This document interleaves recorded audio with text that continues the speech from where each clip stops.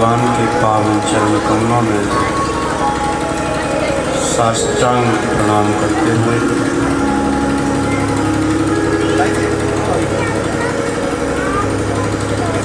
अखिल ब्रह्मांड नायक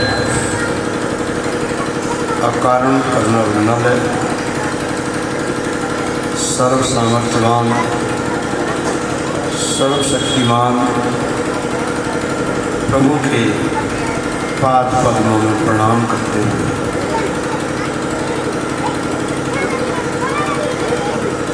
समस्त यजमान परिवार की मंगल कामना करते हुए समुपस्थित एवं समागत समस्त कथा भक्तवृंद श्रद्धा एवं वात्सल्यमयी माताएं एवं बहनें,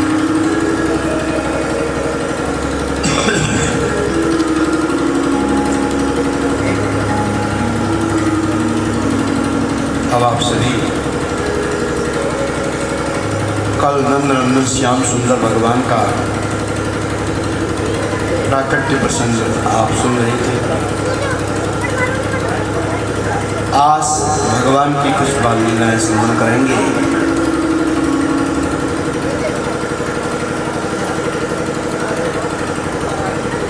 आनंद जब आता है तो व्यक्ति बांटता है। जब आनंद आता है मन में, चाहे घर में चाहे बाहर, तो व्यक्ति वितरण करता है, बांटता है। और जब दुख आता है तो व्यक्ति इकट्ठा करता है। जितना दुख बढ़ेगा उतना व्यक्ति इकट्ठा करने की वृत्ति बढ़ेगी। जितना आनंद बढ़ेगा उतना बांटने का स्वभाव बढ़ेगा और बांटने से और बढ़ता है, क्योंकि वो जो मूल स्रोत है वहाँ कभी व्यय नहीं होता। वो जो मूल स्रोत है वहाँ कभी कम नहीं होता। इसलिए आनंद में व्यक्ति वितरण करता है। जैसे आपके बाथरूमों में, घरों में टोटी है नल की। आप सोचो कि हम नल की टोटी को बंद रखेंगे, क्योंकि अगर टोटी खुली रखी तो पानी कम हो जाएगा। अगर आपने बाथरूम, लैट्रिन सब टोटियों को बंद ही रखा तो फिर आपकी जो टंकी में जो सप्लाई हो रही है वाटर वर्क्स की टंकी से, वो सप्लाई बंद हो जाएगी। जो सप्लाई है वो बंद हो जाएगी। फिर वहाँ जो सप्लाई है, वो जो स्रोत है अथाह सागर का, वहाँ की सप्लाई बंद हो जाएगी। आप टोंटियों को बंद रखें तो आपकी जो टंकी है उसमें तो पानी आना बंद हो जाएगा, है? और इधर आप खर्च नहीं करेंगे तो जो जमा हुआ पानी है वो सड़ांत पैदा करेगा, है? वो सड़ांत पैदा करेगा, बदबू देगा। ऐसे ही वितरण की प्रक्रिया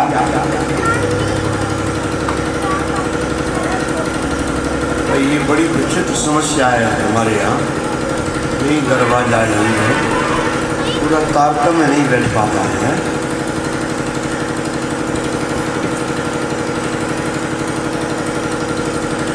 इसलिए ध्यान रखना, वैसे भी इकोनॉमी जितने हाथों में जाएगी उतनी ही देश की अर्थव्यवस्था बढ़ेगी, ऐसा अर्थशास्त्री कहते हैं। और जब टोटी खोल देंगे आप तो आपकी टंकी का पानी निर्मल रहेगा, और जो वो स्रोत है वाटर वर्क्स की टंकी का, वो अथा भंडार है। इसलिए ऐसा ही नियम जीवन के साथ है। आप आनंद बांटोगे, आनंद बढ़ेगा। आप आनंद बांटोगे, आनंद बढ़ेगा। आप जितने चेहरों पर मुस्कुराहट ला सकेंगे, उससे आपके जीवन की मुस्कुराहट बढ़ेगी। आप जितने आंसुओं को पहुंच सकते हैं, उतने आप परोपकार करते हैं। आप जितना भी तन से, मन से, धन से हम फैलते हैं, हम विस्तीर्ण होते हैं,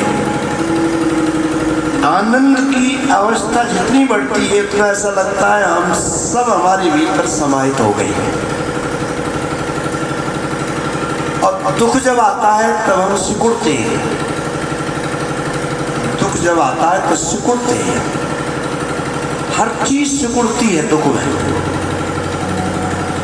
इसलिए दुख पाप की वृत्ति है।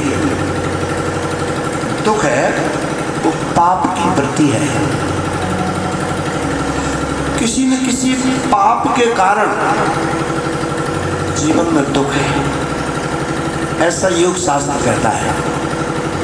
चाहे वो दुख मानसिक हो, कभी उदासी आती है आपके मन में अकारण उदासी आ रही है, कहीं न कहीं आपने किसी का दिल दुखाया है। कभी अकारण आप आनंदित हो उठते हो। दुख बोझ है, दुख भार है, और आनंद आदमी को हल्का करता है। इसलिए आनंद के जो क्षण हैं उनको लंबा करो। आनंद के क्षण आते हैं जीवन में, पर उनको हम बहुत संकीर्ण करते हैं। उन पे हमारी दृष्टि ही नहीं होती। आनंद के क्षण जीवन में आते हैं, पर उन पे हमारी नजर नहीं पड़ती। हम दुख को लंबा करते हैं, हम दुख को याद करते हैं, आनंद को भूल जाते हैं। तो देखिए, आनंद के क्षणों को आप विस्तीर्ण करिए, लंबा करिए, क्योंकि परमात्मा आनंद जो काम बहुत बढ़िया है मेरा संयोग है मेरा। परमात्मा आनंद की अवस्था में ही आपके द्वार पर दस्तक देता है। इसलिए सारे ब्रज में आनंद छाया हुआ है। ब्रज शब्द का अर्थ क्या होता है? ब्रज माने जाके रज कण में ब्रह्म लोटता पलोटता रहता है। इसलिए ब्रजवासी कहते हैं, कहीं मान प्रतिष्ठा मिले न मिले, अपमान गले में बंधाना पड़े, जल भोजन की परवाह नहीं करते, व्रत जन्म बिताना पड़े, परवाह नहीं सुख की कुछ भी, दुख नित्य नवीन उठाना पड़े, ब्रज भूमि के बाहर किंतु प्रभो, कभी भूल के भी नहीं जाना पड़े। ब्रज माने जाके रज कण में ब्रह्म लोटता है, पलोटता है, खेलता है, किलकारी भरता है। इसलिए ब्रज सारे विश्व के आकर्षण का केंद्र है। ब्रज भूमि, ब्रज में तो आप जाते ही रहते होंगे, ब्रज में तो जाते रहते होंगे, ब्रज भूमि है। खैर, आनंद से आनंद बढ़ता है। नंदास्त्यात्मज उत्पन्ने जात हृदो महामना, नंद जी के यहाँ आनंद का जन्म हुआ है। भगवान के 1000 नामों में एक नाम है आनंद। आनंद, और जितना आनंद आपके जीवन में बढ़ेगा, विकसित होगा, उतने ही आपके जीवन में परमात्मा समीप होगा, पास होगा। तो महामना आहुर विप्राण वेद ज्ञान स्नाता सुचलंकृता, सब घर सब आनंद छा रहा है।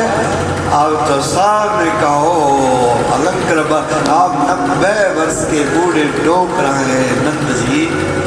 नंद जी से काव ने कही, बाबा जल्दी जमुना जी में स्नान करके आ जा। और नंद जी जो जमुना जी में गए स्नान करके, और नंद जी ने जो देखो, जब उमंग आती है, जब उत्साह आता है, उल्लास आता है, तो आप बूढ़े नहीं होते हैं। जब तनाव आता है, जब अवसाद आता है, जब विषाद आता है, तो आप जवान नहीं होते। चलिए समझिए, जब आप आनंदित होते हैं, उल्लास में भर जाते हैं, आपको पता नहीं लगता है मेरी उम्र कितनी है। ये उम्र का गणित तो बूढ़े लोगों का धंधा है, उम्र ही गिनते रहते हैं। उम्र का ख्याल काहे को रखना है। ये मन से ही पता लगता है कि आपकी उम्र कितनी है। जो उल्लास में है, जो आनंद में है, जो शांति में है, वे तो युवा ही पैदा होते हैं, वे तो युवा ही मर जाते हैं। और जो हर समय दिमाग घूम रहा है, विचारों की ओहापों में, हलचल में, ठिकाने नहीं है दिमाग, है फितूर से भरा हुआ दिमाग, तो 20 वर्ष का युवा भी बूढ़ा ही है। तो उल्लास और उमंग के चढ़ाव डूब गए। 90 वर्ष के डूब रहे हैं, और डुबकी लगाई जमुना जी में। और एक ग्वाल छोरा आयो, अरे बाबा, अरे नए नए कपड़ा पहन, और वो बढ़िया रेशमी धोती पहनाई। अरे लाला है, अब कहा कि अब बाबा ये स्वापा पहनायो, और वो थापक थैया चंदन को तिलक लगायो है, और वो बढ़िया काजल लगायो, और वो बढ़िया जो है हाथ में बेंच दियो, और वो बढ़िया बगलबंदी पहनी। और नंद बाबा ने कहा, लाला दर्पण ला मुँह देखूंगो है। ओ दर्पण, रे बाबा या समय तो तू बूढ़ो डोकरा नहीं है, बिल्कुल 25 वर्ष को जवान मालूम पड़ रहे है। क्योंकि जब देखो उमंग आवे, उत्साह आवे, आनंद आवे, तो फिर मृत्यु दूर मालूम पड़ती है। और जो सब आए तो बाबा बल्लियों चलने लगे, नाचने लगे। ये जो नाच है, ये आनंद से ही प्रकट होता है। प्रहलाद तालधारी स्थल गतितया, जो दवा कांसधारी वीणाधारी सुर ऋषि स्वर कुशलतया राग करता और इस तरह से बड़ा आनंद छा रहा है। आनंद में समय को पतो नहीं लगे, आनंद में समय को पतो नहीं लगे, कब समय निकल गयो है, कब रात गई, कब दिन गयो, कब का भयो है, पतो ही नहीं लगे। और दुख आम तो है, तो देखो घड़ी पे बार बार आंख जाए कि घड़ी कितना बज गयो, कहाँ बज गयो है। और इस तरह से आनंद की जो दिन है, वे तो बहुत। अब देखिए नंद बाबा को याद आई कि अरे या खुशी के माहौल में या त्योहार मनावे में लाला भयो, तो चलो मैं राजा को कर देवे के लिए ना गयो। ब्रजभाषा समझेंगे थोड़ी सी है, तो मैं कर देवे के लिए नहीं गयो, नहीं समझे तो बता दियो है। मैं कर देवे के लिए नहीं गयो, राजा को कर दे आओ। तो देखो कर्तव्य के प्रति कितना बढ़िया बोध है, याद है। नंद बाबा गोपाल गोकुल रक्षायाम निरूप्य मथुराम गता, ये गोकुल की रक्षा को भार ग्वाल वालों को दे करके और नंद बाबा मथुरा चले गए और उन्होंने कंस को जाकर के वहाँ को कर चुकायो है। और माँ कल्लौदा जो भी ये राजा है और कहा कि देखो प्रसाद लो, मेरे घर में बुढ़ापे में 90 वर्ष की उम्र में हमारे लाला को जन्म भयो है। अरे कंस ने कहा करे नंद जी, तुम्हारे लाला को मेरा आशीर्वाद है, बाकी दुश्मन जल्दी मर जाए हैं। भाई पता नहीं है कि ये मेरा काल है, कब दुश्मनों का भी जैसे आशीर्वाद प्राप्त है जहाँ तो है।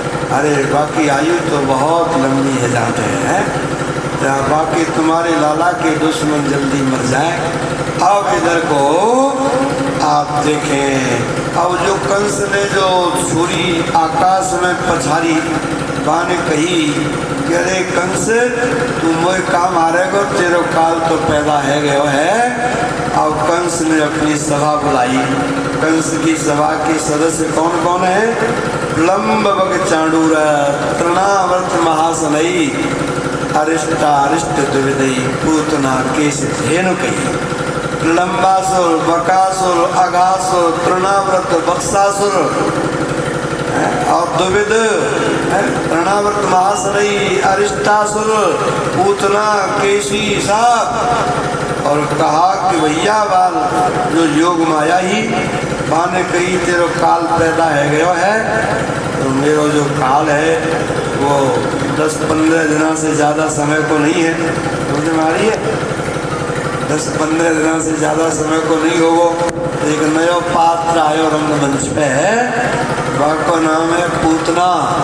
पूतना ने कही भैया जब से मैं तेरे मंत्रिमंडल में शामिल भई हूँ तब से मेरा विभाग खाली पड़ो है, कोई काम नहीं दियो है मेरे को। अब तू कहती ये काम मैं करूँ, तेरे काल को मैं मारूंगी, क्योंकि 10-15 वर्ष को छोड़ा तो स्त्रियों के बीच में ज़्यादा रहे।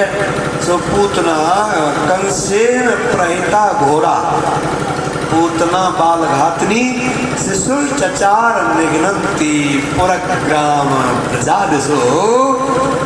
और कंस के द्वारा प्रेरित बाल हत्यारिणी पूतना और सीधे ब्रज में आई। अब ब्रज में भी नंद गोकुल में आ गई। गोकुल में है जहाँ सब प्रेरणा से अब बाने देखी पूतना ने पूता नपी इति पूतना। पूतना शब्द का अर्थ क्या होता है? जो पवित्र नहीं है, वो पवित्र नहीं है। और पूतना का एक अर्थ है जो बच्चों को मारती है। पूतना ने देखी एक घर में बहुत सजी धजी ब्रज गोपियों की भीड़ आ रही है, जा रही है। पूतना ने सोची कि यही घर में मेरे भैया को काल है। तो पूतना वो बढ़िया, इतनी सुंदर, ऐसी बढ़िया सुंदरी बन गई जैसे कि लक्ष्मी जी ही वैकुंठ से धरती पे आई है, ब्रज में आई है। और पूतना जब गई गोकुल में तो ब्रज गोपियों ने सोची, दिक्कत तो नहीं आ रही ब्रज भाषा में? झूठ मत बोलना है ना। चलो, पूतना ब्रज गोपियों ने सोचा कि ये कोई सगी आई है। बड़े बड़े लोगों की रिश्तेदारी बड़े घरों में होती है। और पूतना सीधी नंद जी के घर में चली गई। रोहिणी च महाभागा नंद गोपा भिनंदिता। और रोहिणी अन्य कार्यों में लगी हुई है। और यशोदा रानी के पास में पहुंची पूतना। यशोदा रानी ने देखा कि भाई इस समय हजारों रिश्तेदार नातेदार घर में आ रहे हैं, बहुत बड़ा उत्सव फंक्शन हो रहा है घर में, पर ये कौन सी रिश्तेदार मेरी आ गई, इसको मैंने देखो नहीं कबो। यशोदा जी पूतना को देखने लगी। पूतना ने कही, अजी यशोदा रानी, ये आंख फाड़ फाड़ के तुम मेरे को का देख रही है, तुम वो जाने ना है का? यशोदा जी ने कहा, क्या कहे भाई, कोई मेहमान आ गया है भीड़ में, है बड़ा फंक्शन हो रहा है, अब कैसे कहे कि मैं ना जानूं।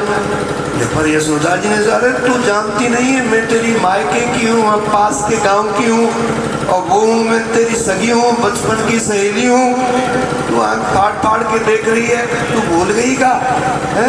अरे मोए पत्तो लगे हो कि यशोदा जी के घर में बुढ़ापे में लाला और जन्म भयो है, तो मैं देखी में चली आई। अब यशोदा जी कैसे कहे कि मैं तो ना जानते हैं।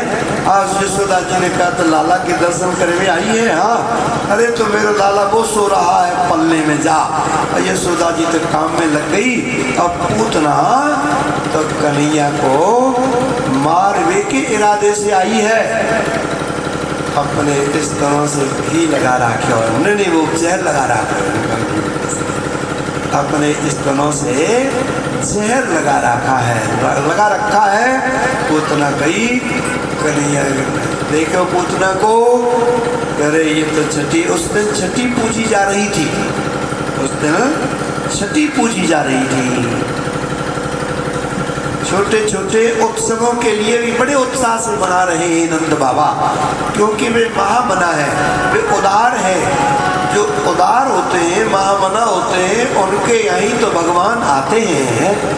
छोटा छठी पूजी जा रही है। बच्चा जब 6 दिन का हो जाता है उस दिन छठी पूजी जाती है। और मान्यता ये है कि 6 दिन का जब बच्चा होता है तब वे माता भाग्य विधात्री भाग्य लिखने के लिए आती है, तो स्वागत होता है, रात्रि जागरण होता है कि बढ़िया भाग्य लिख जाए, बढ़िया।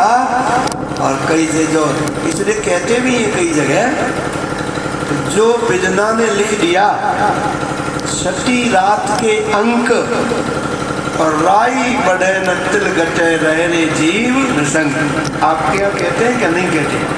कहते हैं।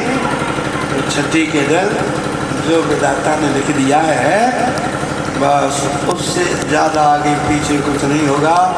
इसलिए निश्चित जीवन जीना चाहिए। क्या सोचता रे पागल मनुआ, जो बीत गया सो बीत गया। या तो बीती हुई बातों के लिए सोचते हैं, जो बातें बीत गई, और सोचना इस समय का क्या है, या हम आने वाली बातों के लिए सोचते हैं। क्या सोचता रे पागल मनुआ, जो बीत गया सो बीत गया। इस झूठे खेल में बोली क्या, कोई हार गया कोई जीत गया। आवाज़ बढ़ाओ, माइक ने भी कोई गड़बड़ किया है आवाज़ को।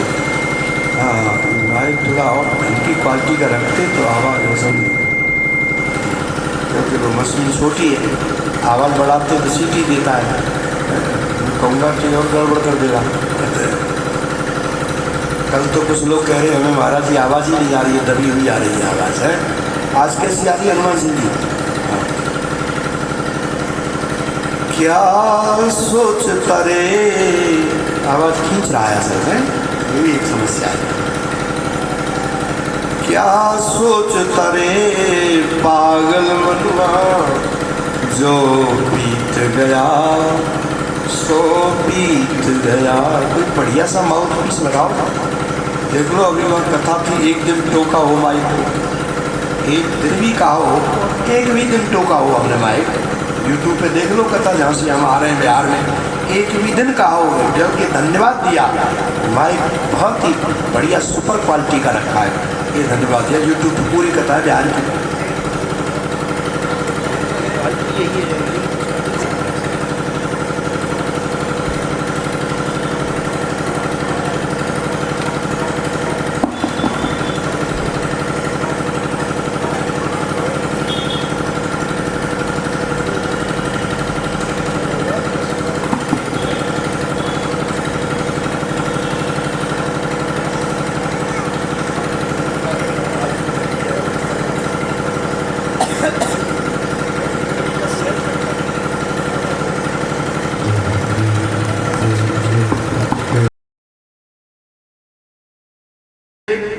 वसुदेव जी, देखो मित्र मित्र के बीच की बात है। वसुदेव जी ने नंद बाबा से कहा, देखो नंद जी ने तो वसुदेव जी से वसुदेव जी के दुख के प्रति संवेदना व्यक्त की। देखो इस पापी कंस ने तुम्हारे 6 पुत्रों की हत्या कर दी, एक कन्या थी उसकी भी हत्या कर दी है? ऐसे कहा, अपनी खुशी का जिक्र नहीं किया है? और वसुदेव जी ने अपने दुख की कोई बात नहीं की। वसुदेव जी ने कहा, नंद जी तुम्हारे घर में 2 लाला पैदा हुए हैं। वसुदेव जी तो जानते हैं कि उनमें से दोनों ही जो लाला हैं दोनों ही मेरे हैं, ये वसुदेव जी जानते हैं कि दोनों ही लाला पुत्र जो है वो मेरे हैं। पर नंद जी इतना जानते हैं कि इनमें से एक जो है रोहिणी नंदन, रोहिणी वसुदेव जी की पत्नी, वो वसुदेव जी का है, और जो कन्हैया है वो मेरा है। और वसुदेव जी जानते हैं कि दोनों ही मेरे बेटे हैं। वसुदेव जी ने कहा, तुम्हारे घर बच्चों का जन्म हुआ है, बड़े खुशी की बात है। तो देखो ये एक शिष्टाचार है। शिष्टाचार क्या है कि सामने आपका मित्र है, उसके पास कोई बहुत बड़ा सदमा है, दुख आ गया है, आप उसके सामने अपनी खुशियों का वर्णन मत करो, अपनी खुशियों का वर्णन उसके सामने मत करो। और ये सब शिष्टाचार है। और आए नंद जी, देखा करे इतनी विपत्ति आई है हमारे घर में, और ये लीला हुई, फिर सकट भंजन लीला है, और फिर भगवान की नामकरण लीला है। गर्ग पुरोहितो राजन यदुनाम सुमहातपा ब्रजम जगाम नंदस्य वसुदेव प्रचोदितः। गर्गाचार्य जी को वसुदेव जी ने गोकुल में भेजा और कहा कि वहाँ मेरे दोनों पुत्र हैं, उनका आप नामकरण संस्कार करके आओ। मैं जानता हूँ कि दोनों पुत्र मेरे हैं, परंतु अगर आपने ये कार्यक्रम धूमधाम से किया तो कंस को अगर पता लग गया कि नंद जी के दोनों पुत्रों का नामकरण संस्कार गर्गाचार्य जी ने किया है, तो कंस को संदेह हो जाएगा कि ये वसुदेव जी के पुत्र हैं, क्योंकि मैं यदुवंशियों का कुल पुरोहित हूँ। इसलिए ये कार्यक्रम गोपनीय ढंग से करना।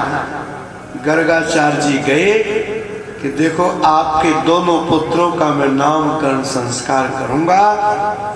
नंद जी ने कहा, तब तो हम बड़ी धूमधाम के साथ नामकरण संस्कार करेंगे। 16 संस्कारों में ये नामकरण भी एक संस्कार है। आपको नाम के विषय में बताया ही था कि जो मन में आ जाए वही नाम आप रख लो, ऐसे नहीं होता। ऐसे व्यक्तित्व प्रभावित होता है। जो मन में आ जाए वही मनमौजी नाम रख लो, नहीं। जो नाम ये जो हमारी पंचांग है, जो विधान है, जो नाम निकला है, तो गर्गाचार्य जी ने रखा। भगवान कहा कि जो यशोदा की गोद में है, बलराम जी को ले लिया था, वो बलभद्र हैं, उनका नाम बलराम है। हैं, और जिनमें जो सबको सुख देंगे, इसलिए उनका नाम संकर्षण है। और जो रोहिणी की गोद में है उनका नाम कृष्ण भी है। बालू के कण गिने जा सकते हैं, आकाश के तारे गिने जा सकते हैं, पर इनके नाम और रूपों की गणना नहीं हो सकती। और इनका नाम, इनमें आकर्षण बहुत है। और ये कवि वसुदेव जी के पुत्र थे। ऐसा नहीं कहा कि अब ही वसुदेव जी के पुत्र हैं, अन्यथा नंद जी को संदेह हो जाएगा। तो कहा ये कवि वसुदेव जी के पुत्र थे, इसलिए इस समय इनका नाम वासुदेव भी है। और नामकरण संस्कार संक्षिप्त रूप से रखा। अब भगवान की और कुछ बाल लीलाएं होने लगी। भगवान घुटनों के बल चलते हैं, और घुटनों के बल चलते हैं। तो भगवान एक दिन जो देली थी, देखो इस झांकी का आप ध्यान किया करो। ये जो देली होती थी ना पहले, देली ये ऊंची होती थी। अब तो सब बैलेंस बराबर कर देते हैं। अब तो शहरों में जाओ, मकान जो बनते हैं उसमें अब कोई देली आदि नहीं होती है, पर पहले देली ऊंची होती थी, है ऐसे लगता है। तो कन्हैया देली को पार कर रहे हैं, घुटनों के बल चल रहे हैं। अब देली के ऊपर चढ़ गए हाथों से, और उधर को पैर भी ऊपर आ गए। अब आगे जाना चाहते हैं तो हाथ नहीं टिक रहे हैं, क्योंकि धरती नीचे है। पीछे जाएं तो पैर नहीं टिक रहे हैं, सो देली में ही लटके हुए हैं। और ये दिव्य झांकी को देखने के लिए देवर्षि नारद आ जाते हैं। और नारद जी ने कहा, वाह प्रभु वाह, आप एक ही पग भूमि में, एक ही पग में स्वर्ग को और पृथ्वी को नाप देते हैं। आज छोटी सी देली पर लटके हुए हैं। वाह प्रभु, कैसी लीला की है। और भगवान की ऐसी दिव्य लीलाएं हैं। सकट भंजन किया, और थोड़े बड़े हुए भगवान, बड़े होते हैं। अनेक दिव्य लीलाएं। अब एक दिव्य लीला भगवान की आपको हम बताएंगे। उस दिव्य लीला को आप सुनेंगे कि यशोदा रानी ने क्या करती है, जिससे हमारे जीवन के लिए भी ये लीला बड़ी उपयोगी है।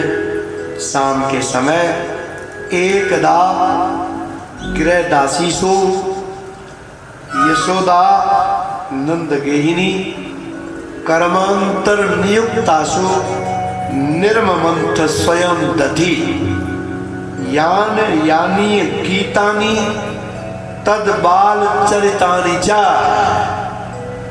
एकदा गृह दासीसु यशोदा नंद गेहिनी।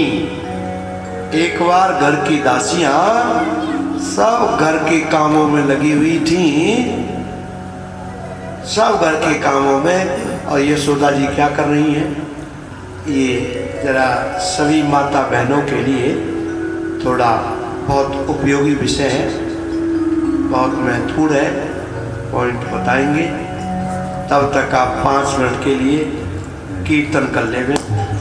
मैं जरा माइक वाले भैया से बात करता हूँ।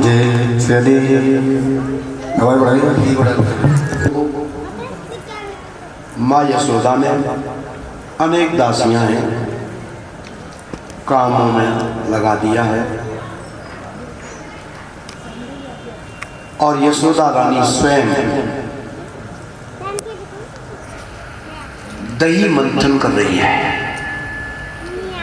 आप जानते हैं, आप विशेष जानते हैं, क्योंकि किसान हैं, गांव में हैं विशेष। पहले गाय बहुत थी माँ यशोदा के यहाँ। दूध शाम को जमाया जाता है, सवेरे माता उसका मंथन करती। अनेक दासियां हैं, पर निर्ममंथ स्वयं दधी। यशोदा जी स्वयं दही मंथन कर रही है, यानी उनकी जो कर्मेंद्रिय है हाथ, वो भगवान की सेवा में है। और यानी गीतानी, और वाणी से भगवान की गीत गा रही है और चित्त से चिंतन कर रही है। ये बड़ी सुंदर परंपरा थी। पहले माताएं घर में चाकी होती थी। चाकी जानते हैं? चाकी चक्की। सवेरे जाग करके माताएं 2-4-5 किलो गेहूं पीस लेती थी। उस आटे की रोटी स्वादिष्ट होती थी, क्योंकि ये जो मशीनों से, बिजली की इलेक्ट्रिकल मशीनों से जो आटा पिसता है, उसके लोहे के जो बाट हैं वो इतने तेज गति से चलते हैं कि 60% जो कैलोरी है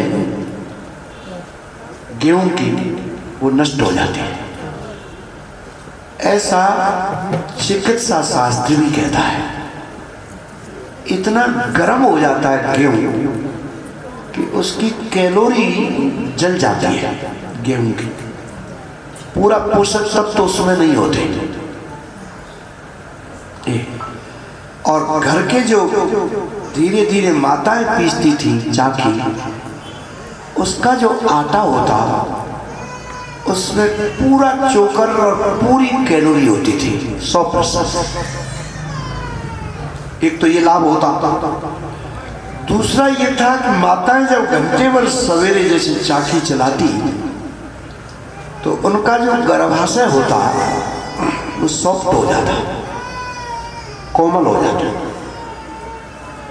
आपने देखा होगा 150 साल पहले ये सिजेरियन डिलीवरी नहीं होती थी। बच्चा जो ऑपरेशन से होता है ये पहले नहीं होता था, पहले होता ही नहीं था। माता खेत पे काम करने गई, खेत पे काम करने गई, खेत पे काम कर रही है, वही प्रसव हो गया और बच्चे को लिटा दिया, फिर काम में लग पड़ी। इतना अब जो दही मंथन है, क्योंकि उसका पूरा जो व्यायाम है उससे वो जो गर्भाशय है वो सॉफ्ट होता, मुलायम होता है और सिजेरियन डिलीवरी की जरूरत ही नहीं थी। ये प्रत्यक्ष लाभ था, कई लाभ थे। अब ये सब खत्म हो गया।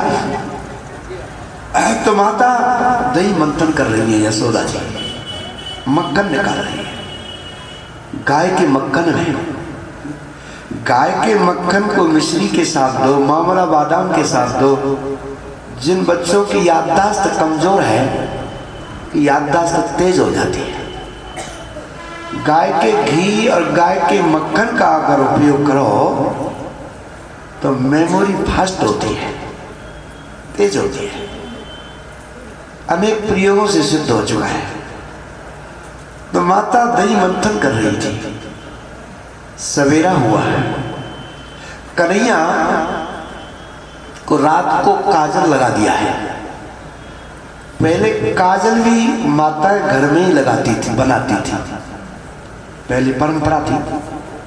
ये जो बाजार से जो भीमसेनी दिव्याएं आती हैं ये नहीं, काजल घर पे ही बनाती, ताजा, और आंखों को लीप पूरा अब सोए कन्हैया और सवेरे जब जगे तो रात को जो माँ ने काजल लगाया है वो कपोलों पे आ गया है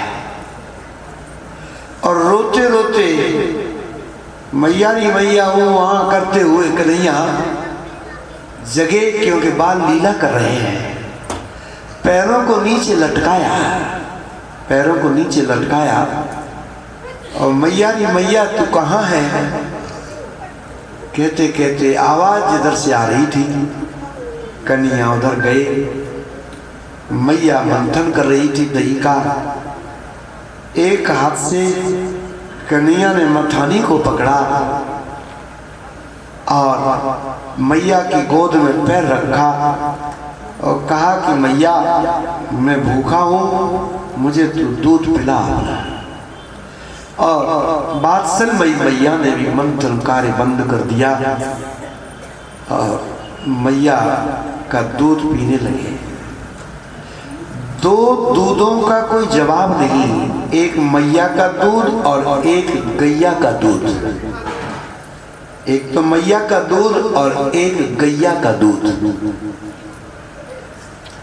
माँ के दूध का तो क्या कहना, जो बच्चा माँ का दूध पीता है वो माँ का भगत होता है। पूरे समय साल 2 साल जो बच्चा माँ का दूध पीता है,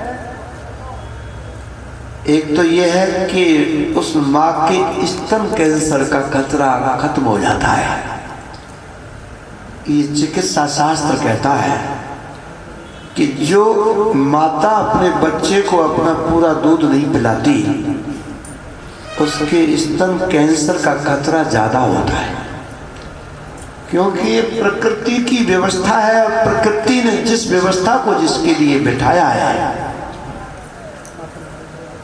अब तो माताएं गांवों में तो नहीं, पर शहरों की हालत तो बड़ी खराब है। माताएं अपना दूध नहीं पिलाती, बच्चा को बोतल हाथ में पकड़ा देती है और वो बोतल को चूसता रहता है, पीता रहता है। और जो बच्चा बोतल का दूध पी रहा है, माता सोचे कि ये श्रवण कुमार बनेगा, तो कैसे श्रवण कुमार बनेगा? अरे उसने बोतल का दूध पिया है तो वो बोतल का ही भगत बनेगा, वो तुम्हारा भगत कैसे बनेगा? वैसे भी ये जो युग है ये बोतल युग है, ये बोतल युग है। जब बच्चा छोटा होता है तो उसके हाथ में दूध की बोतल होती है, और जब बड़ा हो जाता है रहती बोतल ही है, बोतल में जो होता है वो बदलता रहता है, वो बदलता रहता है। जब बड़ा हुआ, आने जाने लगे, कहा कि ठंडा चलेगा कि गरम? भाई ठंडा ही चलेगा। तो Limca, Thums Up, Pepsi, Coca Cola, ये सब बोतल है। और यहां तक तो ठीक है, पर एक और भी बोतल है, एक और भी बोतल है जो तल पे नहीं रहने देती। आप जानते हैं वो कौन सी है? शराब।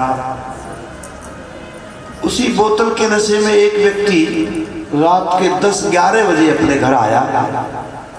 ऐसे पतियों की चिंता पत्नियां भी नहीं लेती। कब आवे?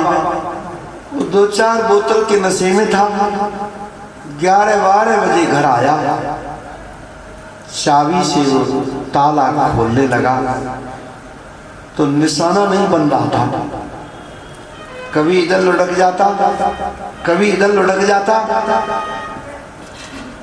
ये जो चौराहे का ट्रैफिक का सिपाही था, चौराहे का, वो ये नाटक देख रहा था।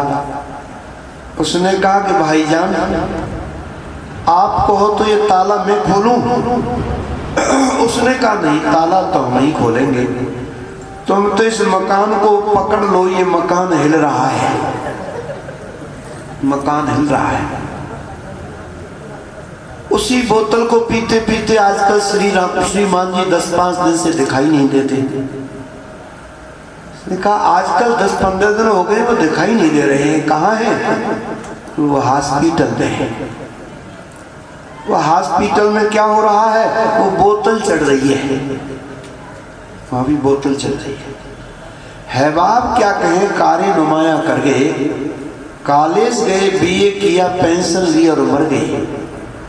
जिंदगी में जिंदगी का राज पाना चाहिए, जिंदगी में जिंदगी को मुस्कुराना चाहिए, और जिंदगी में जिंदगी की शर्त अगर पूरी न हो तो जिंदगी में जिंदगी को रूठ जाना चाहिए। इसलिए माँ का जो दूध है, एक विद्यालय में एक शिक्षक ने बच्चों से प्रश्न किया कि बच्चों, माँ के दूध में 4 विशेष गुण होते हैं, 4। एक तो माँ के दूध में calcium, magnesium, potassium, carbohydrate, protein, वसा, पोषक तत्व सबसे ज्यादा होते हैं। एक और दूसरा, माँ के दूध को पीने वाला बच्चा हिंसक नहीं होता, प्रेमी होता है। 2 गुण और कौन कौन से हैं इन्हें तुम बताओ। तो एक बच्चा खड़ा हुआ और उसने कहा कि सर 2 गुण मैं बताऊं? बोल हाँ। तो एक तो माँ के दूध को बिल्ली झूठा नहीं कर सकती और एक ग्वाला पानी नहीं मिला सकता। माँ का जो दूध है बिल्कुल शुद्ध दूध है।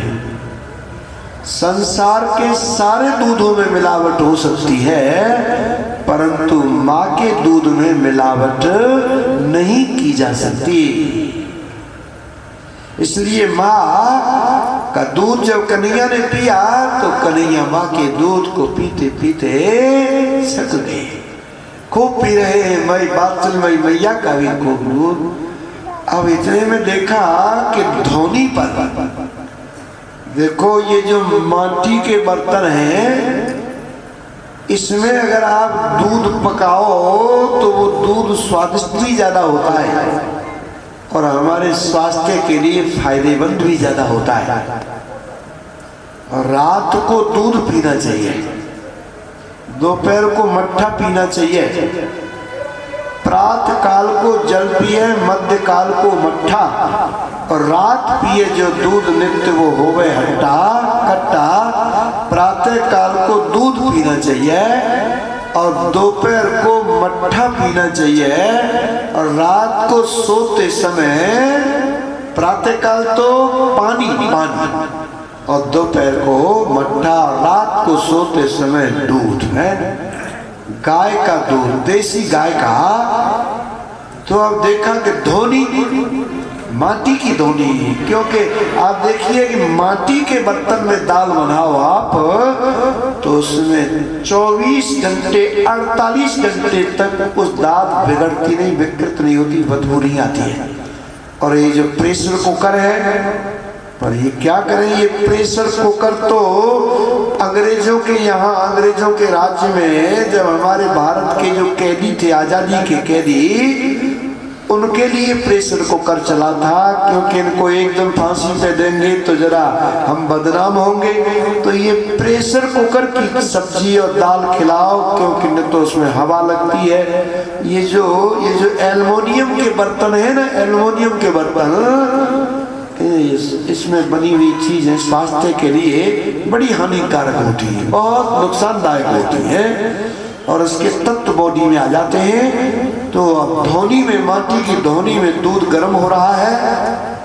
मैया ने देखा और दूध ने देखा, दूध कोई साधारण दूध नहीं है, वो जन्म जन्म का ऋषि मुनि है। उसने देखा कि वात्सल्यमयी मैया का दूध तो कम नहीं होगा, वात्सल्यमयी मैया का दूध कम नहीं होगा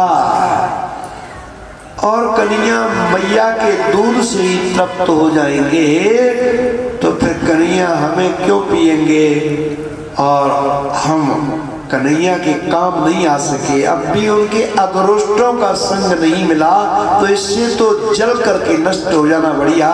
तो दूध उफन रहा है और आग में उबल करके जल रहा है और मैया का ध्यान गया, एकदम मैया ने कन्हैया को गोदी से उतारा और दूध को सही करने चली गई। पर मैया को देख करके वो दूध भी शर्मा गया और उफरना बंद हो गया। पर कन्हैया ने देखा कि मैया को पूत प्यारा नहीं है, मैया को दूध प्यारा है। अब कन्हैया को क्रोध का नाटक किया, क्रोध में तो तोड़ फोड़ होती है। कन्हैया गए, बड़ा सा घर है और बहुत बड़ा बर्तन जिसमें कम से कम मनोमाखन रखा हुआ है, मक्खन मनो मक्खन है, लौंदा के लौंदा है। कन्हैया ने उस मटके को फोड़ा और उसमें से मक्खन गिरा और एक एक लौंदा और पीछे जो बंदरों को खिला रहे हैं और कह रहे हैं कि आओ मेरे प्यारे बंदरों खाओ, क्योंकि मैं जब राम था उस समय जंगल में रहता था, उस समय मैं तुम्हें कुछ खिला पिला नहीं सकता था, इस समय मैं खिला सकता हूँ। तो बंदरों को मक्खन खिला रहे हैं। और बंदर भी ऐसी चीजों के लिए बड़े लालायित रहते हैं। बंदरों का तो काम ही है। वृंदावन के बंदर देखे हैं आपने? हाँ, वृंदावन तो जाते रहते हो कि नहीं जाते रहते हो? है तो वृंदावन में जाओ तो वहाँ चश्मा तो कोई पहन ही नहीं सकता है। वहाँ वृंदावन में कोई अनजान व्यक्ति चला गया चश्मा पहन करके तो उसका चश्मा तो गया, ऐसे समझिए आप। है वो भी कितने पर हैं वृंदावन के बंदर। एक कितने की पद्धति है, चश्मा को तो ले ही जाते हैं। अरे चश्मा ही नहीं ले जाते, जेब में से पर्स भी निकाल ले जाते हैं बंदर, जेब में से पर्स भी ले जाते हैं। और फिर वो केला डालो पहले तब देते हैं, फल डालो देते हैं। लेकिन आजकल उन्होंने भी पद्धति बदल दी है। आप केला डालो वो वापस नहीं करेंगे सामान, सेब डालो वापस सामान नहीं वापस करेंगे। वो कहते हैं हमें फ्रूटी दो, तो फ्रूटी देते हैं तब वापस करते हैं। आप हासिल करेंगे। अब केला फेंक दो तो केला को खा लेंगे, हैं? सेब फेंक दो सेब को खा लेंगे, परंतु नहीं देंगे। लेकिन फ्रूटी दो तो फ्रूटी को पी लेंगे चक्कर के, और फिर आपका सामान वापस कर देंगे। तो ये बंदरों का। अरे और तो और भारत के जो दक्षिण भारत के हमारे राष्ट्रपति थे ना, वो अक्षय पात्र के उद्घाटन के लिए गए थे प्रणब मुखर्जी। जब प्रणब मुखर्जी गए थे तो बिहारी जी के दर्शन करने के लिए वे गए थे। उनके साथ में सिक्योरिटी राष्ट्रपति थे भारत के, तो उनके चश्मा को बंदर ले गए राष्ट्रपति के। अब क्योंकि वहां बंदरों पर पुलिस क्या काम करेगी, है? उनके चश्मा को बंदर ले गए। अब ऐसा भगवान जब यशोदा मैया ने देखा, अरे इसने मेरी ददिया सास के जमाने का मटका फोड़ दिया है। और मैया दौड़ी दौड़ी गई और मैया ने हाथ में छड़ी ले ली और छड़ी लेकर कन्हैया को दौड़ी पकड़ने के लिए। गुस्सा मैया ने भी किया और कन्हैया भी दौड़े, मैया भी दौड़ी, कन्हैया भी दौड़े। मैया का भारा शरीर है। कन्हैया ने कहा मैया, मैया ने कहा लाला रुक जा। कन्हैया ने कहा मैया रुक तो जाऊंगा, लेकिन ये छड़ी को हाथ से गिरा दे। मैया ने छड़ी हाथ से गिरा दी, पर कन्हैया फिर मुट्ठी दबाकर भागे। मैया ने कहा लाला रुक जा, और मैया मारेगी तो नहीं? मैया ने कहा मारूंगी नहीं तो क्या करेगी? नहीं मैं तो मक्खन खिलाऊंगी, माखन खिलाऊंगी, है, और फिर हो सका तो थोड़ी सी पूजा भी करूंगी। कन्हैया ने कहा मैं जानता हूँ तो पिटाई वाली पूजा करेगी। और आकाश में देवता ब्रह्मादिक सब आ गए कि देखो शेष महेश गणेश दिनेश सुरेशु जाय निरंतर ध्यावे, जाय अनंत अखंड अवेद अनंत अछेद सुवेद बतावे। नारद से सुख व्यास रटे पचहारे तो पुन पार न पावे। और ताय अहीर की छोहरिया छछिया वर छात गाओ। ऐसे भगवान प्रेम परवश। और कहा कि देख कन्हैया तुझे तेरे सतयुग के भक्तों की सौगंध, रुक जा। तो कन्हैया नहीं रुके, कहा रुके हमारा अंगूठा। फिर मैया ने कहा देख तुझे तेरे त्रेता युग के भक्तों की सौगंध। कन्हैया नहीं रुके। फिर कहा देख तुझे तेरे द्वापर के भक्तों की सौगंध। कन्हैया नहीं रुके। और फिर मैया ने कहा देख तुझे तेरे कलयुग के भक्तों की सौगंध। जैसे ही कलयुग के भक्तों की सौगंध दिलाई, कन्हैया रुक गए, ठहर गए। तो क्या कलयुग के भक्त ज्यादा प्यारे हैं? अरे इसलिए कि भाई कलयुग में पहले तो भक्त ही नहीं होते, और जो थोड़े घने होते हैं कभी कथा सुन ले, कभी मंत्र जप कर ले, 2-4 मालाएं। अगर भगवान नहीं रुके तो वे मालाएं भी छोड़ देंगे। इसलिए भगवान रुक गए और मैया ने हाथ पकड़ा। क्यों रे, हैं? अरे तुझ ना है तुझ और भगवान की आंखें भय उन्मीलित नेत्र हो गए हैं। चलित नेत्र, दलित नेत्र, बलित नेत्र, छलित नेत्र, थकित नेत्र, याचित नेत्र, चौर विशंकित नेत्र, आर्त नेत्र, भयभीत नेत्र, अनेक तरह की नेत्रों की भंगिमाएं हैं। और भगवान मरकट बंधो, मटकी फोड़, है तू इतना उद्दंड हो गया है। आज मैया ने सोचा कि भयभीत हो गया है, छोड़ा तो कहीं लाला डर नहीं जाए, इसलिए बांध दिया। उखल से बांधा, और परंतु जैसे जैसे उखल से बांधा है, कन्हैया की कमर में रस्सी डाली, सारी रस्सियां आ गई।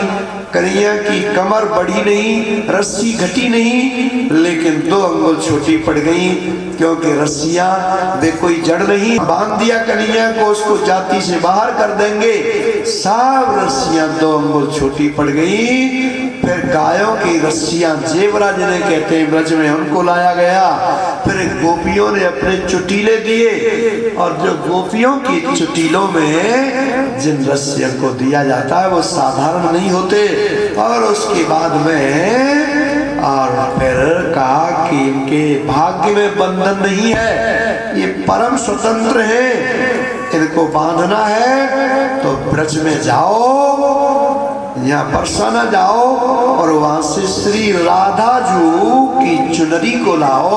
और श्री राधा जू की चुनरी को मंगाया गया, और उससे भगवान बंधे। इसका मतलब है कि भगवान भक्ति के बस में है, संसार भगवान के बस में है, और भगवान भक्ति के बंधन में है।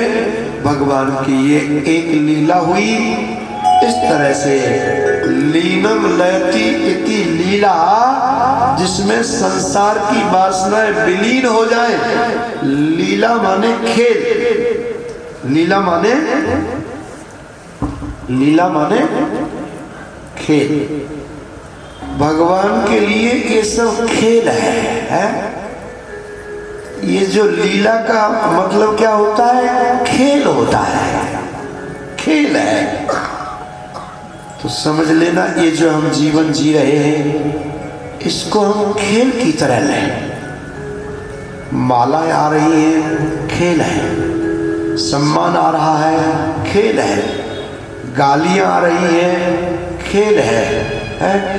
जो भी आ रहा है जीवन में वो खेल है।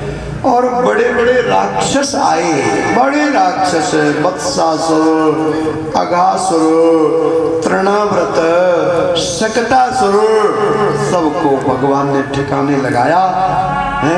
क्योंकि मथुरा और गोकुल के बीच में कितनी दूरी है? आप कभी गोकुल गए हैं महावन? हैं? नहीं गए, जाते तो रहते हैं। गए हैं? कहते सत्यनारायण सिंह जी, वृंदा हनुमान सिंह जी तो जाते ही रहते हैं, देखो है, इनका नाम तो रोज ही आ जाता है। पर कहते सत्यनारायण सिंह जी राजपुरोहित जी, ये भी गए तो हैं वृंदावन है, कहते हैं वृंदावन जाते रहते हैं। ये बड़े भाव से देखो हरि सिंह जी, हरि सिंह जी तो नहीं गए हो आप तो, है वृंदावन नहीं गए हैं। अब आना देखो है, और सब पूरा परिवार आना, सभी आना मिल करके, हमारा पता ले लेना। वृंदावन में जो आश्रम है वो आप ही का है। हम तो संभालने वाले मुनि, नारा लग रहा है, बड़ा हमें तो बड़ा आनंद आ रहा है। पर थोड़ा जो अब क्या करें, देखो जगह जगह का पानी, प्रकृति बदली, इससे थोड़ा शिकायत हो गई है काम की। वो भी चला ही जाएगा 2-4 दिन में, हमेशा तो कुछ नहीं रहेगा। पर देखिए तो वृंदावन मैं क्या बात बता रहा था कि जब आप वृंदावन जाते हैं, और जो कि हनुमान सिंह जी हैं इसलिए क्योंकि ये तो आते ही रहते हैं। ये तो हमारा आश्रम नहीं बना था, उससे पहले से परिचित हैं, 30 साल से।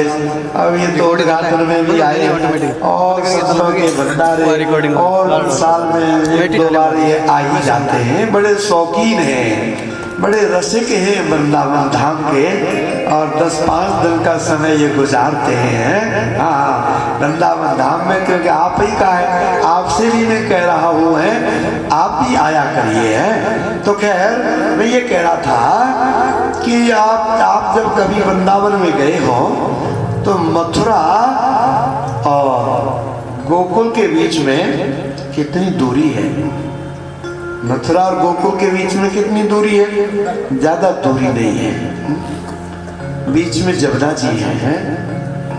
इत गोकुल इत मथुरा नगरी, बीच बहे जमुना गहरी, इत गोकुल इत मथुरा नगरी, बीच बहे जमुना गहरी, कैसे आऊं रे कन्हैया तेरी गोकुल नगरी, बड़ी दूर नगरी। मीरा का पद है, यानी इधर गोकुल है, इधर मथुरा है और बीच में जमुना जी है। अब ये राक्षस कंस भेजता है, वो जंगल झाड़ी के लिए जाते हैं, अब पास में गोकुल है और ये ग्वाल वालों की पिटाई करके आ जाते हैं। पार करो पायल मोरी भीगे, पार करो मैं जमुना जी में जब चलूं तो जमुना जी में चलूं तो पार करे पायल मोरी भीगे, दिन में आऊं काना, रात में आऊं काना डर मोई लागे, और दिन में आऊं तो देखे सारी डगरी, कैसे आऊं रे कन्हैया तेरी गोकुल नगरी, बड़ी दूर नगरी। सखी संग आऊं काना शर्म मोई लागे, और अकेली आऊं तो भूल जाऊं डगरी, कैसे आऊं रे कन्हैया तेरी गोकुल नगरी। भगवान असल में पूरे गीता को पढ़ो आप, गीता के उपदेश में, भागवत के उपदेश में वो एक बैलेंस बना रहे हैं, वो एक संतुलन बना रहे हैं। उनका उपदेश भी है कि समत्वम योग उच्चते, बीच में मध्य में रहो, न सुख की तरफ झुको न दुख की तरफ है, न बहुत बड़े बनो न बहुत छोटे हैं। तो जो बड़े बड़े अहंकारी राजा हैं, राक्षस हैं, सम्राट हैं, उनको दंडित कर रहे हैं, और जो बहुत छोटे हैं उनके साथ घुलमिल करके उनकी झूठन को खा रहे हैं। सूरदास जी कहते हैं, सूरदास जी भी कहते हैं कि भगवान जो है गौवालन के कर कौर छुड़ावत है, उनके मुख को ग्रास छीन के अपने मुख में लावत, और ग्वालन के कर कौर छुड़ावत है, उनके मुख का ग्रास छीन के अपने मुख में लावत है। असल में देखो, ज्यादा मोटा होना भी बीमारी है, वो भी रोग है, वो भी ठीक नहीं है। हमारे शरीर पे जरूरत से ज्यादा चमड़ी जमा हो जाए तो हार्ट के लिए बोझ है, किडनी के लिए बोझ है, कोलेस्ट्रॉल बढ़ जाएगा और कई समस्याएं होंगी। तो जरूरत से ज्यादा मोटा होना भी ठीक नहीं है। और दूसरी बात यह है कि शरीर से चमड़ी बिल्कुल हटा ली जाए, वो भी ठीक नहीं है। तो नहीं, बिल्कुल कुछ ऐसे हैं जो बिल्कुल दुबले पतले होते जा रहे हैं, ऐसे समझे आप, हड्डियां हैं, वो एक अति है। कुछ ऐसे हैं कि जो मोटे होते जा रहे हैं, तो दूसरी अति है। तो भगवान जो मोटे हैं उनको छांट रहे हैं, और जो दुबले हैं उन पर सीमेंट लगा रहे हैं। मोटा कहीं झगड़ा हो जाए तो पिटाई करके भाग नहीं सकता, कैसे भागेगा? एक 2.5 क्विंटल का मोटा आदमी 3 मंजिले मकान से नीचे गिर गया, 2.5 क्विंटल का मोटा आदमी गिरा, बेहोश हो गया। कुछ लोगों ने दया करके टेम्पो में डाला, हॉस्पिटल पहुंचाया, डॉक्टर ने इलाज किया, धर्मात्मा था। 2-3 दिन के बाद उसे होश आया, तो उसने डॉक्टर से कहा, डॉक्टर साहब मैं जिंदा हूँ कि मर गया हूँ? डॉक्टर साहब ने कहा कि मिस्टर आप तो जिंदे हो, लेकिन वे तीनों मर गए हैं जिनके ऊपर आप गिर गए थे, वे तीनों मर गए। तो मोटा आदमी किसी के ऊपर गिर जाए तो मुसीबत है? और दुबले की अपनी मुसीबत है? तो भगवान क्या कर रहे हैं, कुछ ज्यादा मोटे ज्यादा बड़े अहंकार, ये शरीर की बात तो उदाहरण से समझने की है, ये अहंकार का मोटा बल है, तो उसको छांट रहे हैं। और भगवान बैलेंस बना रहे हैं कि नहीं बीच में रहो, नहीं मध्य में रहो। एक 2-2.5 क्विंटल की मोटी औरत ने अपने लिए घाघरा सिलवाने को एक नौकर को कपड़ा भेजा और उसका नाप भेजा, और नौकर गया, दर्जी को कपड़ा दिखाया, नाप दिखाया, दर्जी ने कपड़ा भी वापस कर दिया और एक चिट्ठी लिखी। चिट्ठी को लेकर नौकर आया, चिट्ठी में दर्जी ने लिखा था कि यहाँ घाघरे सिले जाते हैं, टेंट नहीं सिले जाते। ये भी समस्या है मोटे आदमी की है, इसलिए बीच में रहना चाहिए, मध्य में रहना चाहिए, बैलेंस रहना चाहिए। ये भगवान बैलेंसिंग कर रहे हैं। भगवान माखन खाते हैं, गोरस खाते हैं, नवनीत खाते हैं। तो ये गोकुल में ये अशांत वातावरण हो गया है। राक्षस आते हैं, ग्वाल वालों की पिटाई करते हैं। तो एक दिन सब ग्वाल वालों ने नंदोपनंद, महानंद, घनानंद सभी ने एक जगह हो गई है। यहाँ राक्षस आते हैं, हमें परेशान करते हैं, तो भगवान सब ने कहा कि कौन सी जगह चलें जो सुरक्षित है। बोल वनम वृंदावनम नामा पशुभ्यम नवकाननम गोप गोपी गवाम शेभ्यम पुण्यानी तृणवीरधाम। वनों में एक वन है जिसका नाम है वृंदावन। हम किसान हैं, वहाँ वनस्पति मिलेगी,